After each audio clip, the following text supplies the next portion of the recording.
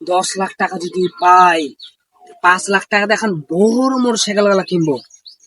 1 লাখ টাকা নিজে খাবো হোটেলে, আর এক লাখ টাকা নেবো বন্ধু বান্ধবকে দিয়ে দিবো, তোরা একবারই মাস্তি কর।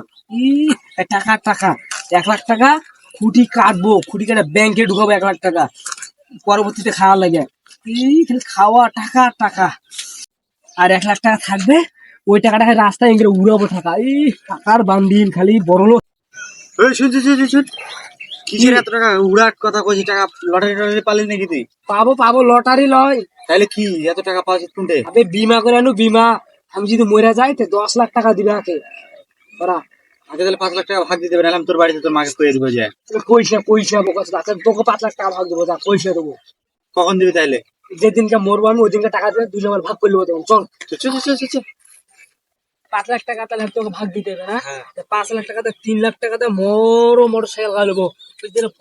উঁচা হ্যাঁ থাকে ওই মোটর সাইকেল গাড়ি কেনে। তোকে 5 লাখ টাকা দেবো, তুই নিবি ওই ব্যাংক। বোকা চোদা। 3 লাখ টাকা দিয়ে নেবো। 1 লাখ টাকা করবো কি জানিস? 1 লাখ টাকা খাবো বন্ধু বান্ধব সবাই মিলে, 1 লাখ খাবো। আর 1 লাখ টাকা থাকবে, ওই যে বাস আছে না, বাস গুলো কাটবো। ওই 1 লাখ টাকা ব্যাংকে ঢুকিয়ে দেবো, প্রতিদিন টাকা ভাগ করবো, তখন ফিরাবো, বুঝলি? তোকে 5 লাখ টাকা দেবো, তুই কি করবি? আমি 5 লাখ টাকা দিয়ে কি করবো জানিস? হ্যাঁ, আমি মনে হয় 2 লাখ টাকা দিয়ে আমি দুটো গরু কিনবো। গরু? হ্যাঁ, এই গরু দিয়ে ব্যবসা করবো। তাও করিস তুই ব্যবসা করবি, তারপর তারপর আর বাকি গেলা আর বাকি টাকা দিয়ে 3 লাখ টাকা দিয়ে কি করবো জানিস?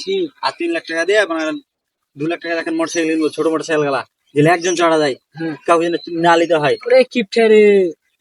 আর আর 1 লাখ টাকা মানে 1 লাখ টাকা দিয়ে সবাই মিলে একবারে কোনো পুরো গ্রাম মিলে পিকনিক করবো একদিন।